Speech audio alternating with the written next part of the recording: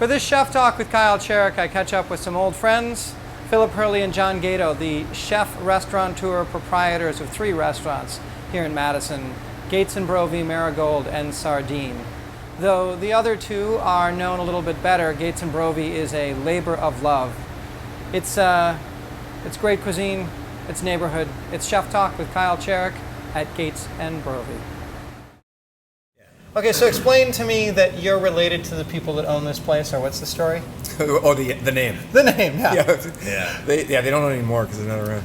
But that's nice. Harmons. Yeah, right. Oh, you're talking about the name. The name Gates and Brovi. Yeah. Oh, yeah. Well, right.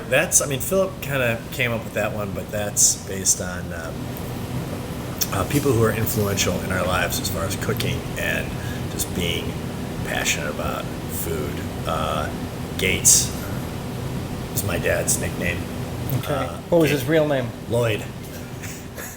I mean, go figure. Yeah, it's fine, but I'd go with Gates. Yeah, not a bad nickname. Yeah. And then Brovi was Philip's grandfather. Well, you can tell. My mom. That's his nickname as well. Yeah. I was named after my grandfather. They called him Brovi. Called my mom Brovi. So somehow it stuck. That's confusing, though. Your grandfather was called Brovi, and your mom was called Brovi? They're both Brovelli. Was the last name. So that was their nickname. Okay. You know, and better than boats and gravy. Boats and gravy, which we got a few in the beginning. But maybe we missed the mark on that one. So you're both chefs. You met chefing in Chicago, right? Mm-hmm. Yeah. Yeah, and then you came together and you opened a restaurant in Madison, but neither of you are from here, which is just weird. There's some pull. And then this is your 3rd place. But you're still not cooking like chef-driven food. I mean, that's been the ascendancy, right, in the last 8-10 years in America, and Madison is replete with it. Yeah. This is what's in my heart, and now it's on your plate. Yeah. But you guys don't do that. I think it's more about the experience overall. I mean, it's the vibe. It's the energy. It's the service. It's how we approach the customer as having him, inviting him into an experience, and it just so happens that the food is great, and we abide by the same kind of things that we do with all our restaurants, as far as local and sustainable and that sort of thing. But it's bigger than us. That's the point I wanted to make, is that we both agreed upon this when we first decided to open our first restaurant, is that we didn't want to promote ourselves. Yeah. As much as we like what's going on, it's not that we don't want to be chef driven. It's part of it is that we've got families, and it's fun to pass on what we know, and it's not chef driven, but chef made. I mean, it is. It's like you said. It's not. You're not going to make this at home. I could tell you how to make it. Jack could say it, but it's like it takes 20-something years just to know the nuance of making this dish.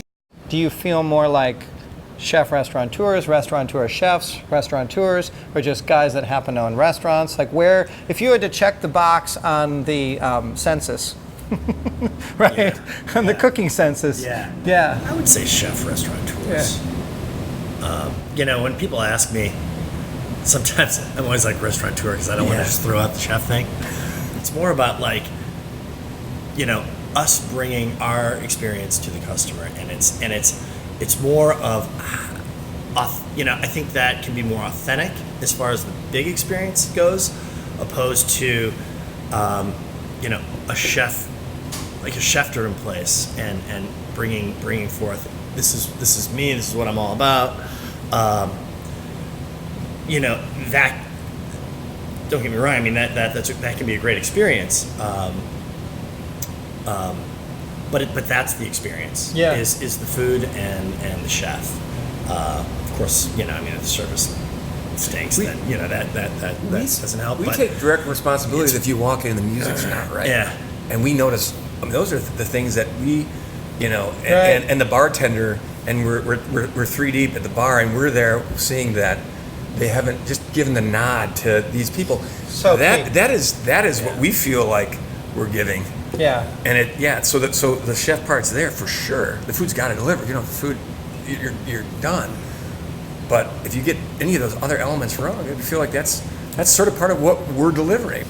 It sort of drives us to stay to what we're doing. ultimately it never gets old because you keep learning. You Right. never. It's not like, well, I've learned this. We just like that our food gets based in something other than just innovation alone. Party fillets. One is rare. Some fillet, one rare. One chicken. Party style. 7 party salmon.